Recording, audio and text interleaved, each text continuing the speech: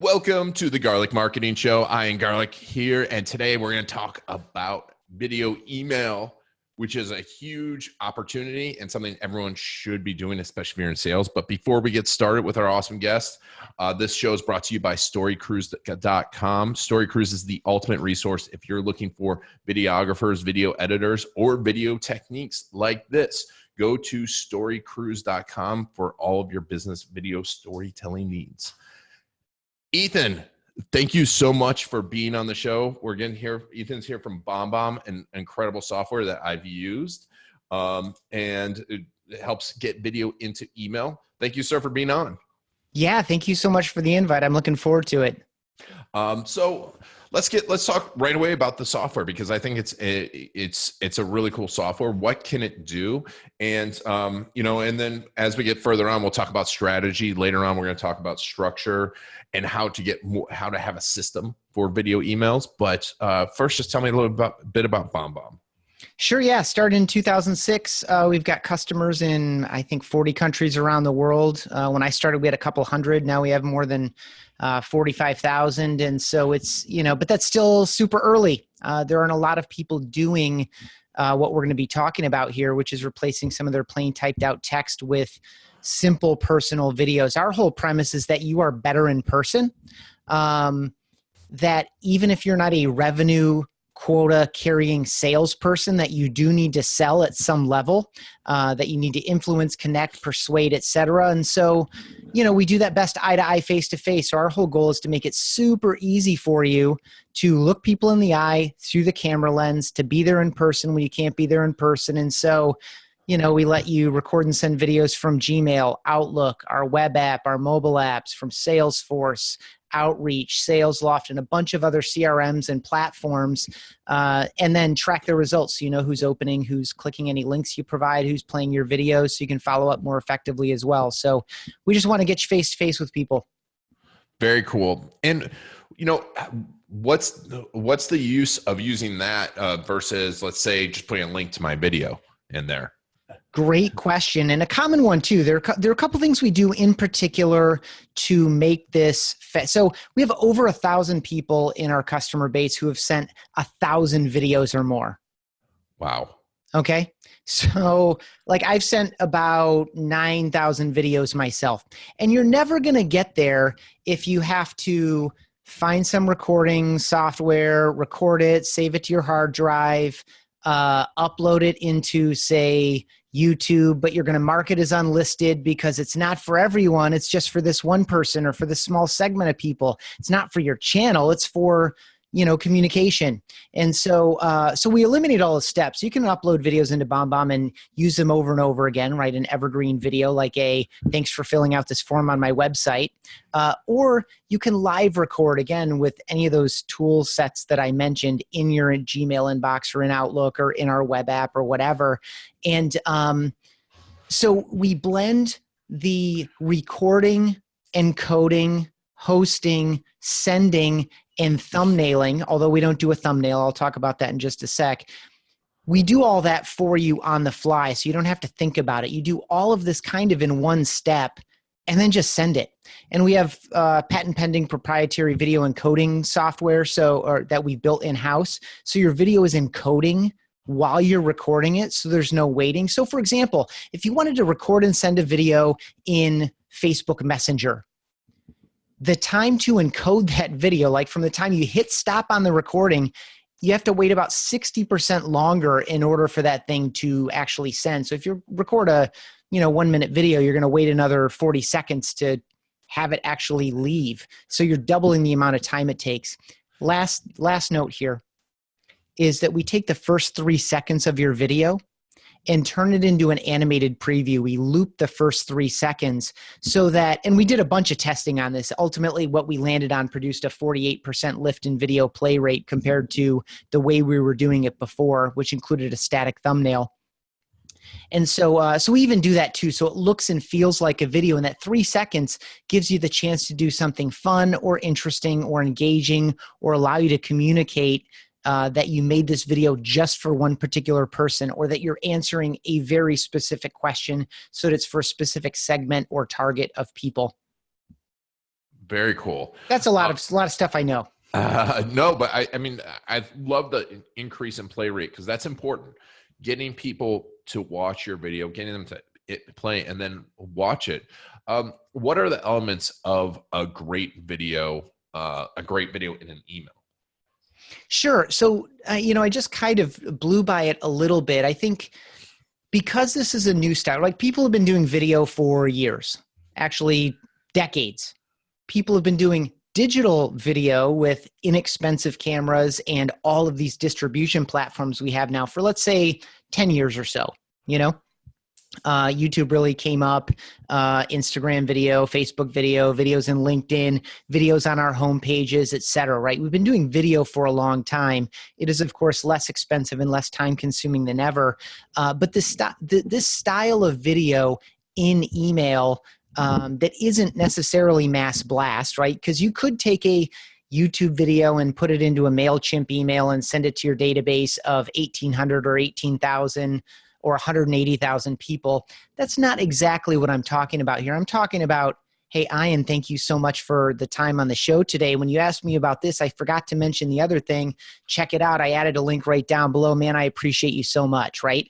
And in the case that we've never met before, you're going to feel like, do you know me before you ever meet me? Or I'm going to communicate something more clearly, or I'm going to answer your question more effectively or whatever. So that's what I'm talking about is this lighter, simpler style of video in place of typed out text in an email. And so when people come to this thought and then turn it into an action and they say, okay, I'm going to do this, there's a tendency to think that the video is just magic and then people are just going to want to play. Like, I put so much time and care into this. Why wouldn't everyone play this video? So video's not magic. It's not going to magically cure all your ills like so many people sell things. That's not how we sell our software because it's foolish to set up these false expectations. And so a framework that I've designed for folks to be effective getting their videos played and ultimately getting their call to action delivered, no matter what that CTA might be, is, who is it for? What's in it for them, right? So often we come to any marketing effort or sales effort and think, okay, how can I get my desired outcome served as the marketer or salesperson? Instead, of course, when we put people first and say, what is their motivation? Why should they open this email? Why should they play this video? When we're clear on that in advance, we can make that clear in the subject line. And then you use at least one line of text to compel the video play. And it needs to be tied to that value. What is someone going to get? What are they going to learn? What are they going to experience? Why should they watch the video? And you include text to do that. Then you use the animated preview also to highlight the detail or the value or the level of interest or specificity that's in the video. And then you use at least one line of text to drive the call to action. So the video is going to help drive the call to action, right? It's going to humanize the message, bring it to life a little bit, add some energy to it, because sales is exclusively the transfer of emotion. So it allows you to kind of fire that message up a little bit and then drive the call to action. Include a line of text for those people that don't play the video or intended to but are going to get to it later. Include a line of text to drive the call to action. Don't just send a video alone is the bottom line there. Last note, if you're going through a step-by-step process, or you have a few levels of detail, or you have a date, time, and location, don't hide that exclusively in the video. If you want to drive by those points in the video, do that. But out of courtesy for the reader and, of course, to improve your results, you might summarize some of the detail stuff in maybe a bullet point list along in the text as well. That's fantastic information. And that's really, really good. I mean, I think this is important for salespeople, for anyone, especially that has a human aspect. And speaking of human aspects, you guys have a book too on humanizing video for sales, correct? Absolutely. Yeah. It's called Rehumanize Your Business, how personal videos accelerate sales and improve customer experience. Awesome. And tell me a little bit about, why is this important? Why, obviously you said transfer emotion, but why, how is video humanizing the experience? Yeah, I think, I'll start this one with a little story. So I was a solo marketing guy for the company for years, for about 4 years. I was the marketing department. So I've sent millions and millions of emails. And, so I would get, of course, a lot of replies and inquiries and things. And so just recording a video response back is going to save me a mountain of time by talking instead of typing. If someone has sometimes I'll forward stuff into sales or forward it into support, but I also deal with that stuff that's kind of in that gray area, so that I can keep those channels clean for their best purpose, sales and CS. And so I would deal with a lot of them directly. And instead of just typing a bunch of stuff up and sending some links, it was easier and more effective. And people now have a connection. Like, I'm a real person inside this company. Where it goes bad too, it's super effective. I hate you. Why are you in my inbox? Get me off your list. I'm going to mark you for spam, right? That person that's like, I don't want this email. No joke. 30% of the time, every single time I would get one of those, I would send a video back. Hey, name of person. I would greet them by name. I would include a little whiteboard with their name on it. Apology and next steps, Jennifer. Hey, Jennifer, it's Ethan. Just want to let you know I got your email. I am so sorry. It doesn't do me or you any value whatsoever to send you email you don't want to get. I want to let you know that I've personally manually unsubscribed you in both systems that we use to send video email or to send emails. Hey, if you ever want to do what I'm doing now, which is just talk to people through your inbox, let me know. I'd be happy to resubscribe you. And regardless, either way, continued success to you. Have an awesome day, right? About a third of the time, I'll get people to do a full 180 because it's about, they're just angry, they're confused, they're frustrated. And when you allow them to be seen and heard, hey man, I hear you. You don't want that. I sent it to you. I'm super sorry, but I'm another dude on the other side of this. I'm not perfect. I'm a normal person. I'm trying to do my job too. I want to take care of you. Like, it's just all that stuff. When you can do that in a way that shows that you paid them time and attention, and that you see and hear them and you understand their question or concern or opportunity, that is what it means at a fundamental level to rehumanize the process. Love that. And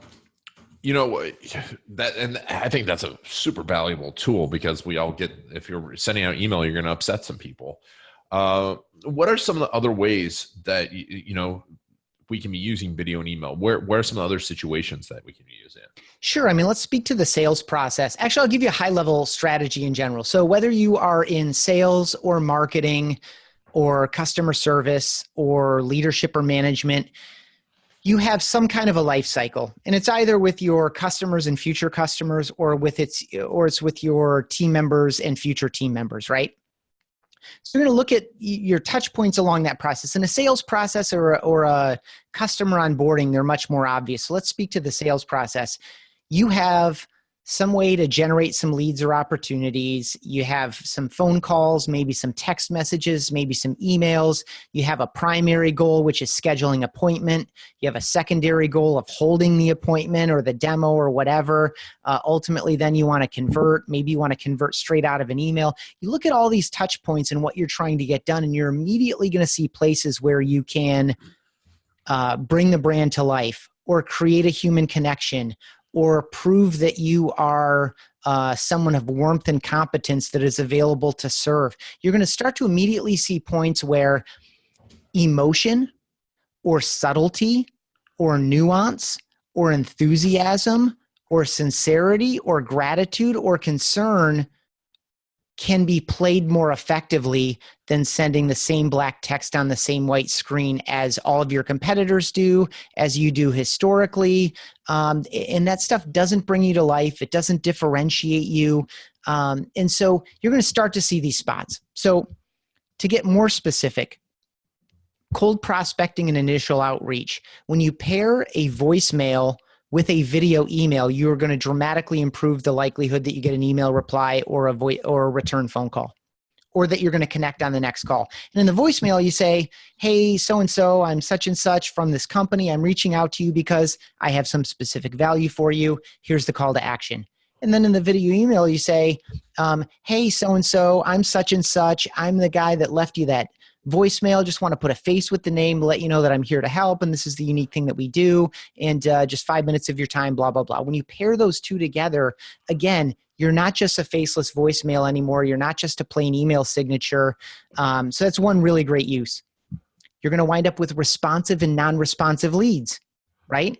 Responsive leads, someone who returned an email, replied to an email with a question, or maybe even scheduled an appointment, or maybe even held an appointment or a demo or something else. Then it goes cold because their attention gets turned somewhere else, or they go on a 2-week vacation and it just kind of falls off. And so ideally you'd have in your CRM as a salesperson a note on everything you've achieved so far and what's next. And so you just time block a half an hour once a week and you reach all of your responsive leads to keep those opportunities moving forward. Same thing with unresponsive leads. Those people that are out there lurking, they maybe filled out a form on the website. They're getting some automated stuff that they may be interacting with, but they've never communicated with a human. And that is a desirable outcome, let's say, in your process. You can use those video emails on a truly personal basis to, again, just kind of create this opportunity for them to reply and engage, have a conversation, know that there are real people and it's not just some machine that's operating in order to take money out of your pocket, that instead you're a professional looking to be of service and value. So there's just a couple ideas straight away. Awesome. Those are fantastic ideas. So you talked about, just to switch directions just a little bit on your marketing. You talked about being the only marketer for a while, and obviously now you're not. Tell me a little bit how you've grown BombBomb, how you all have gone about growing your business. Sure. When I joined, it was in like late 2011. And we had a couple hundred customers. We were running some Google ads around video email and picking up some business, trying to work some of the relationships that we had. So there were a ton of nonprofits in Colorado Springs, like headquarters. And so we were doing some nonprofit work, but often that's like decision by committee. And so we were taking business from a variety of folks, and a really prolific, at the time, real estate marketer salesperson wrote a blog post about us and just blew up our phones. And so we reach out to him. He's now our CMO. Years after he wrote that post, he eventually joined our team. But he reached out and said, "Hey, you need to go to this real estate conference." And so we go there and we almost double the business in 3 days on a trade show floor. And the difference was, instead of decision by committee on whether or not we have $300 for this software, every single real estate agent has his or her own P&L.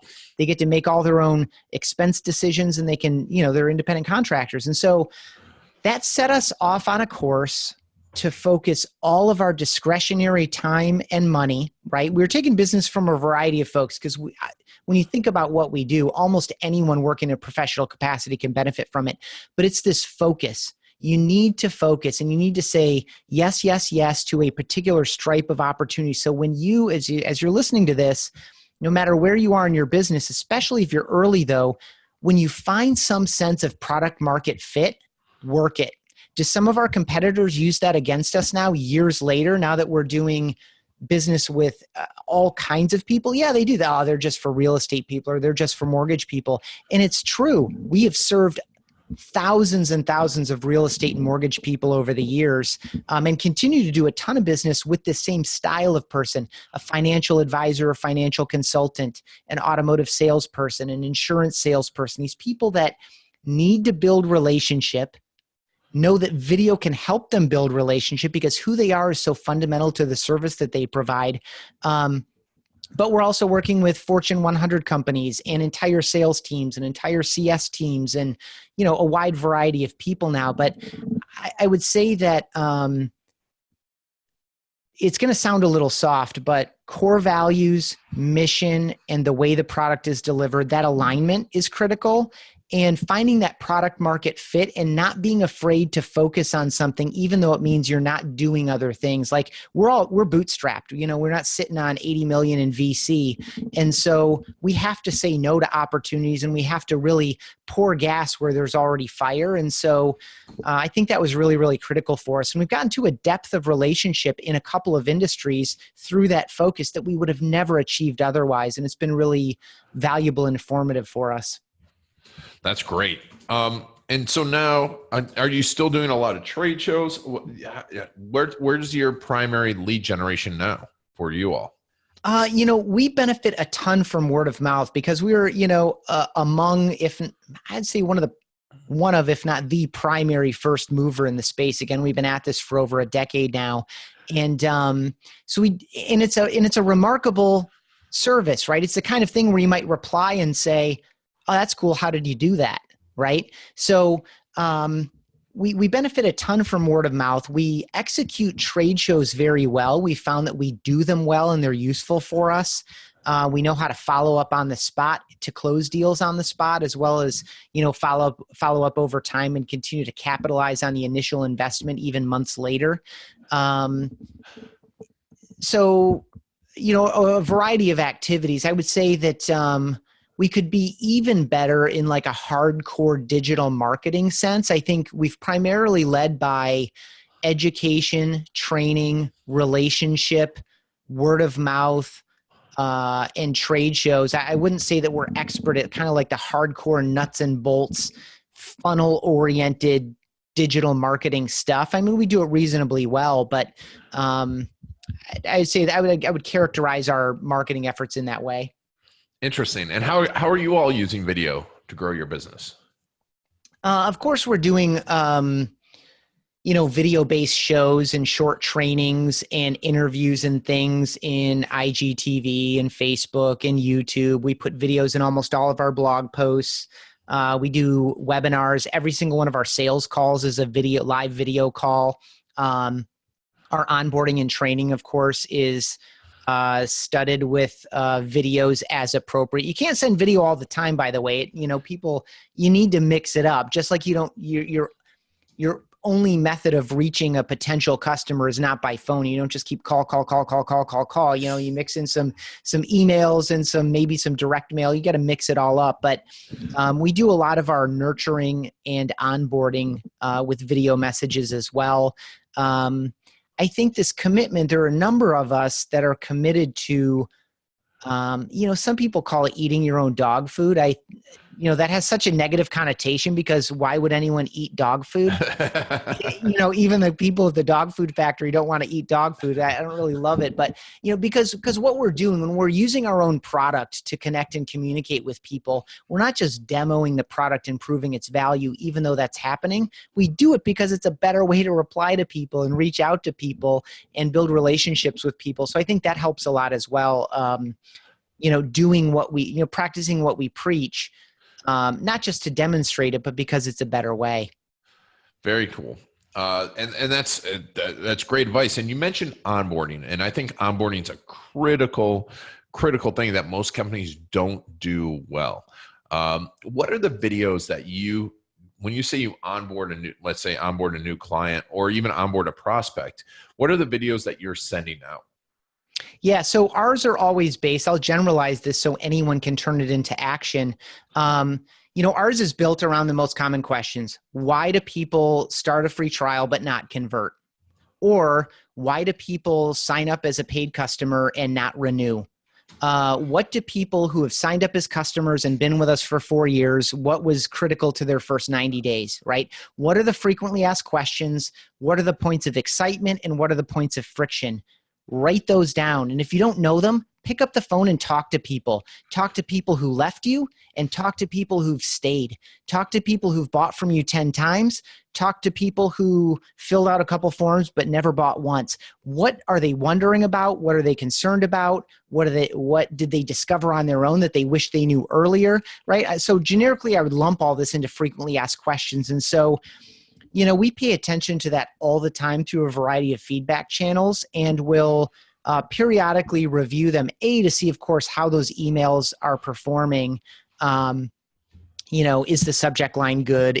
Are people clicking through and signing up for the training webinar, et cetera? But that's the deep tactical stuff. At a high level, from a strategic standpoint, what are the keys to success and what are the points of failure, and how can you teach to those things and create excitement and awareness around those things through some video messages where you record the video once and you use it over and over again.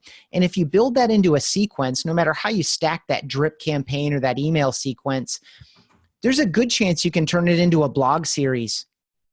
There's a good chance you could turn it into a YouTube playlist. And you can take these video pieces to frequently asked questions and turn them into other pieces of content as well. It seems like a no-brainer to me, and not that we're doing it perfectly, but that's kind of our approach. Fantastic. And that's, it's something we do too. We stress with clients, frequent ask questions. These are stuff that we need to be sending out and stay in regular communication, not just sending emails saying, "Hey, do you want to do business?" Right. Right. Over and Yeah. over again. Hey, it's been 30 days since I asked you to buy. So here we are. Would you like to buy? Yeah. And that's where I think that's an important thing, that people equate email marketing with just asking someone to buy.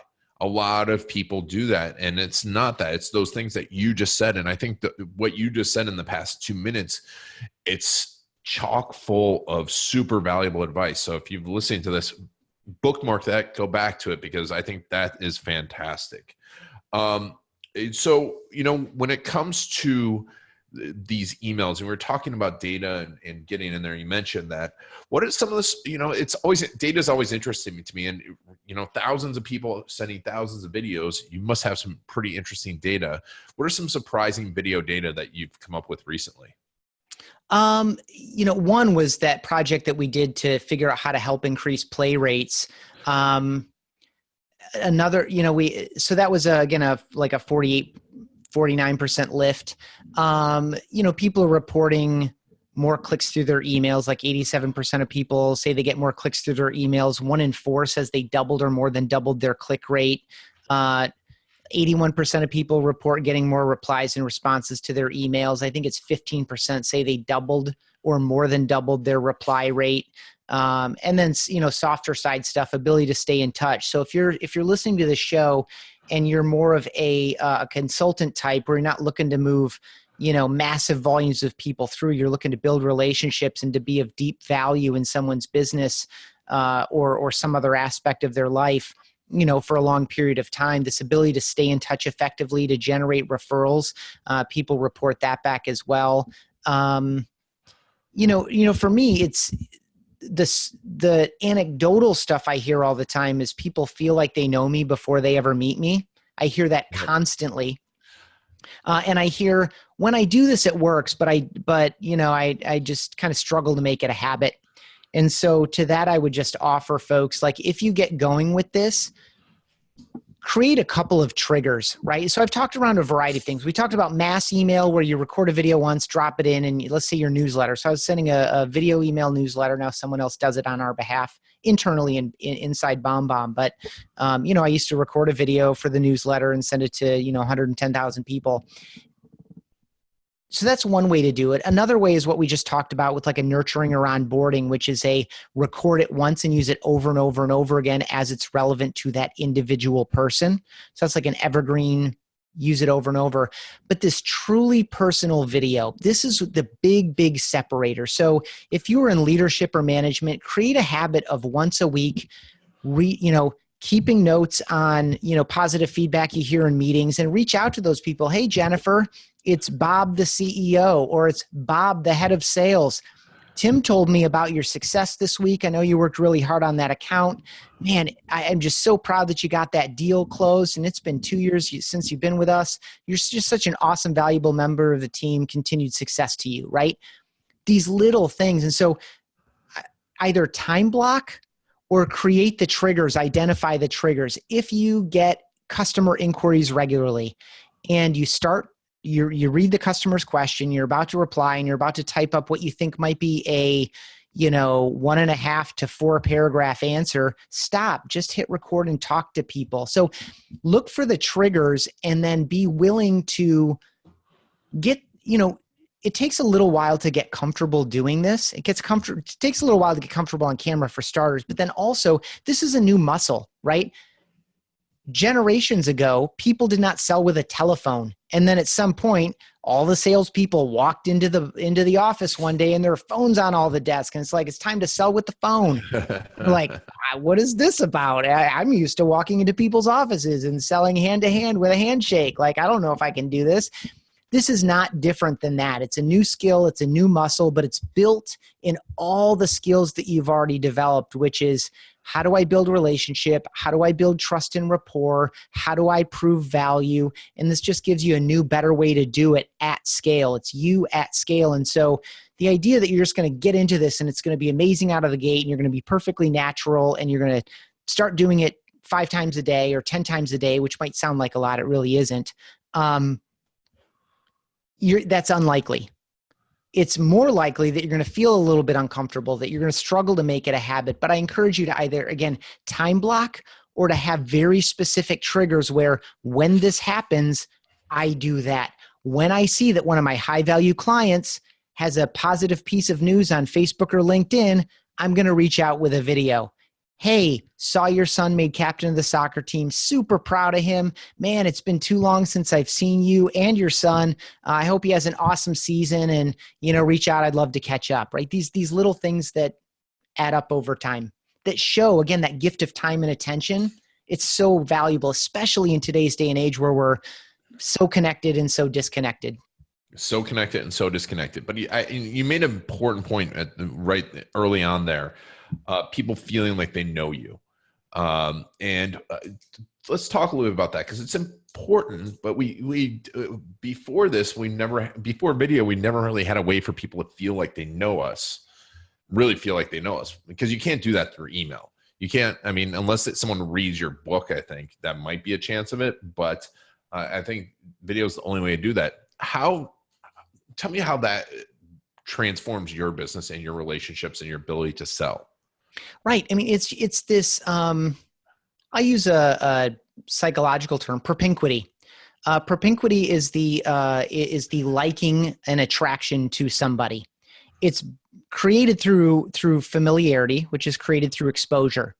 And you can create propinquity, this psychological nearness or psychological proximity, by being physically proximate, right? If you and I got together every single Tuesday at Bob's Diner for lunch, we would have this. But we don't have the time and we can't overcome the distance to do it with all of our customers all the time. And so the simple exposure alone breeds familiarity and liking.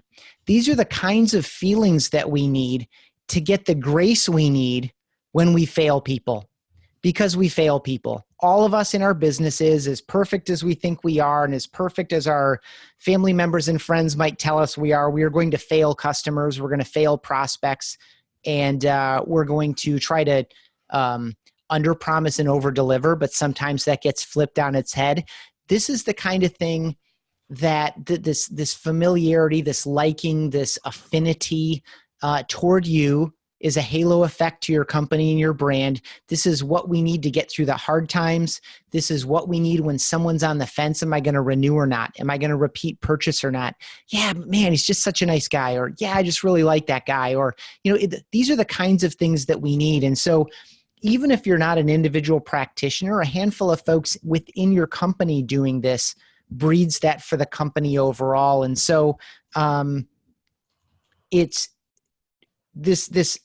the classic know, like, and trust stuff. It's not revolutionary. It's just a new way to do what we've always been trying to do, which is connect and communicate and convert. Yes. But it's powerful too, because when someone sees your face and hears your voice, it's completely different than reading text. Yes. And it's absolutely crucial for that. Well, and when you hit send on that typed out text email, you're completely giving away complete control over how it's read. Did the person who is opening up your email in this moment wake up on the wrong side of the bed, just get chewed out by their boss, or just close an awesome deal, or just get, the best news of the week? You're giving away all that control. Whereas in a video, you get to control the emotional tone, and there's no confusing it, because for millennia, we've been taught, we're just deeply innately wired to read all of this stuff off of one another as fellow human beings for our own self-interest around trust-based themes. And so this ability, if you're sincere about the work that you do, video is a winning play for you, because people will feel it off you when you're able to communicate it through video. Likewise, if you're transaction-minded and you're not sincere in the value that you're offering, do not use this style of video, because people can feel it. We that feeling you get like 2 seconds after you meet someone, you're like, yeah, I really like this guy, or I'm not so sure about her, right? This kind of thing, this gut reaction. Part of that is built in this disconnect between they're saying one thing, but my brain is reading something completely different off of him or her, right? The micro expressions and all these other things that we can get deeply into. That disconnect, we have millennia of brain training behind this, and we're super, super good at it. And so that's the upside and the downside of using this style of video. Yeah, for sure. I mean, when we talk about, I'm getting into micro expressions and all that, but we forget, and I tell this people all the time, we forget that there was a time when our face was our only language. And that we could read people's faces and their gestures because there was no verbal communication. So how powerful is that? But you have to be authentic in it. You really do. It's a valid point. Awesome, Ethan. So before we go, is there one specific other tip that you would give them for their video emails to get them opened, to get them watched, to make them work as best as possible? Yeah, I would say, obviously, again, be clear on what's in it for them. So often when someone needs to like send out an email or reply to an email or whatever, it's like, how do I get my outcome? Honestly, if you just flip that on its head and think what's in it for this other person and why should they behave, you're going to be far, far better off. Specific to this style of video email, do not use scripts. It's foolishness. People can like feel it. Like, you know who you're reaching out to, you know why you're reaching out, you know what you need to communicate, you know what your call to action is. Just talk to people. They can feel that. And so smile, don't use a script. If you're using something like BombBomb and we have that animated preview, capitalize on those first 3 seconds. Some people do something surprising or delightful. Other people do something simple like use a notepad or a whiteboard to, get in there the idea that this is just for you, or I'm going to answer this question, or I have a specific tip or detail. People often ask about length. How long should these be? I say get out as soon as possible. Say everything you need to and nothing more. It may take you 3 minutes to do that, and that's okay. I don't worry a lot about whether it's, a minute and 10 seconds or a minute and 40. Sometimes the only time I re-record a video isn't because I messed up or skipped a detail. I can always type that in down below. It's because I do a message and I say, you know what, I could do that in half the time and be just as effective. I want to respect the other person's time. So those are just a few thoughts off the top of my head. Awesome. Well, that's great advice. So if you guys are interested, go to bombbomb.com, and the book is at bombbomb.com/book. Surprise. All those links will be in the show notes. Ethan, thank you so much for being on the show.